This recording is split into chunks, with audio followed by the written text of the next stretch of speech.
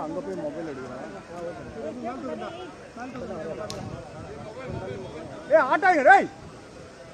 நாளை நடைபெறவுள்ள நித்தி ஆயோக் கூட்டத்தில் பங்கேற்பதற்காக முதலமைச்சர் மு.க.ஸ்டாலின் டெல்லி புறப்பட்டு சென்றிருக்கிறார். தமிழ்நாட்டின் நியாயமான நிதி உரிமைகளை வெளிப்படுத்துவதற்காக கூட்டத்திற்கு செல்வதாக ஏற்கனவே அவர் தெரிவித்திருந்த சூழலில் தற்போது டெல்லிக்கு புறப்பட்டிருக்கிறார். விவரங்களோடு செய்தியாளர் அன்புச்செல்வன் இணைகிறார். அன்புச்செல்வன், முதலமைச்சரோட பயண விவரங்கள். பிரதமர் மோடி தலைமையில் நாளை நடைபெற இருக்கக்கூடிய நிதி ஆயோக் கூட்டத்தில் பங்கேற்பதற்காக முதலமைச்சர் மு.க.ஸ்டாலின் இன்னும் சற்று நேரத்திற்குள்ளாக டெல்லி புறப்பட்டு செல்கிறார். மத்திய திட்டக்குழுவுக்கு மாற்றாக உருவாக்கப்பட்டிருக்கக்கூடிய நிதி ஆயோக்கினுடைய 9வது நிர்வாக குழு கூட்டம் டெல்லியில் பிரதமர் மோடி தலைமையில் நாளை நடைபெற இருக்கிறது. இதில் மாநிலங்கள் யூனியன் பிரதேசங்களுடைய முதலமைச்சர்கள் பங்கேற்கிறார்கள். முந்தைய ஆண்டுகளில் நடந்த நிதி ஆயோக் கூட்டத்தில் தமிழ்நாடு முதலமைச்சர் மு.க.ஸ்டாலின் பங்கேற்காத நிலையில் நாளை நடைபெற கூட்டத்தில் பங்கேற்கிறார்.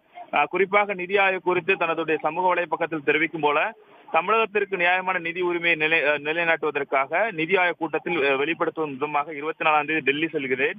மேலும் கொண்ட கொள்கையில் உறுதியாக நிற்பேன் என்றும் தமிழகத்துக்கு நிதியை போராடி பெறுவேன் என்றும் கூட முதலமைச்சர் மு.க.ஸ்டாலின் தெரிவித்திருந்தார். இந்த நிலையில் தான் இன்னும் சற்று நேரத்திற்குள்ளாக விமானம் மூலமாக டெல்லி புறப்பட்டு செல்கிறார். 12:50 மணி அளவில் முதலமைச்சர் மு.க.ஸ்டாலின் டெல்லி சென்றடைவார். அங்கு திமுகவினுடைய நாடாளுமன்ற உறுப்பினர்கள் அவருக்கு வரவேற்பு கொடுக்க இருக்கிறார்கள். இதைத் தொடர்ந்து காங்கிரஸ் கட்சியினுடைய மூத்த தலைவர் சோனியா காந்தி, முன்னாள் தலைவர் ராகுல் காந்தி உள்ளிட்டோரையும் சந்தித்து ஆலோசனை நடத்தவும் திட்டமிடப்பட்டிருக்கிறது.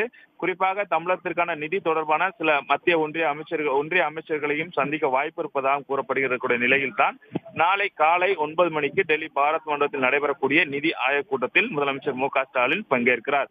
குறிப்பாக தமிழ்நாட்டுக்கு தர வேண்டிய நிதி, அதிலும் சொல்ல வேண்டும் என்றால் புதிய கல்விக் கொள்கையின் காரணமாக சுமார் 2000 கோடி ரூபாய் அளவுக்கு நிதி தரப்படாமல் இருக்கிறது. அந்த நிதி, மெட்ரோ நிதி உள்ளிட்ட தமிழகத்திற்கு ஒன்றிய அரசு மூலமாக கிடைக்க வேண்டிய அனைத்து நிதி தொடர்பான விவகாரங்களையும் முதலமைச்சர் மு.க.ஸ்டாலின் நிதி ஆயோக் கூட்டத்தில் வலியுறுத்தார் என்று எதிர்பார்க்கப்பட்டிருக்கிறது. இந்த நிலையில் தான் முதலமைச்சர் மு.க.ஸ்டாலின் சென்னை விமான நிலையம் வந்தடைந்திருக்கிறார். அவருக்கு அமைச்சர்கள், அதிகாரிகள் வரவேற்பு கொடுத்திருக்கிறார்கள்.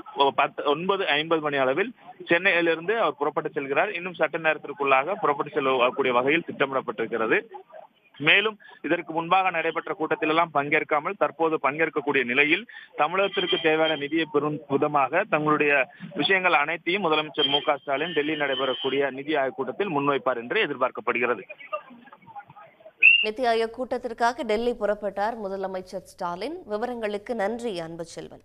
உடனுக்குடன் செய்திகளை தெரிந்து கொள்ள சன் நியூஸ் பெல் ஐகானை கிளிக் பண்ணுங்க.